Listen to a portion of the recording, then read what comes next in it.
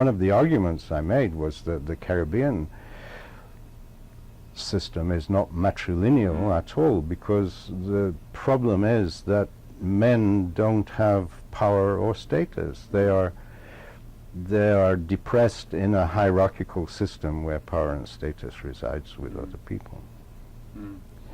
And the interesting thing about the Indians is they have a more hermetically sealed community.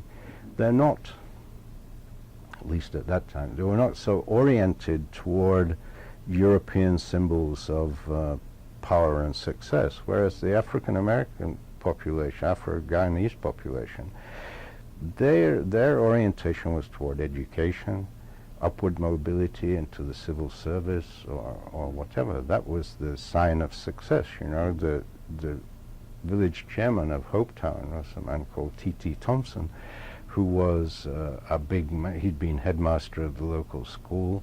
He was a nominated member of the legislature, chairman of the village chairman's conference, and so on and so forth. And those are the people who are the symbols of success. They also have position in the religious organization, the churches and so forth. Whereas in the Indian communities, the men with prestige and power are people like local mill owners or men who have positions in the Hindu or Muslim organizations, and they're not articulated so much.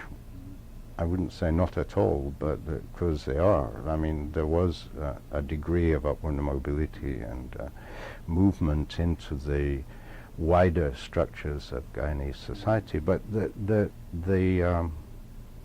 the local level, there are other symbols of power and success, and they're all dominated by males. So males have prestige and power within their domestic organization in the way that it seemed to me, at least, although it's been argued against, that men didn't in the other thing. Not to say they're emasculated or anything like that, but it's a relative matter.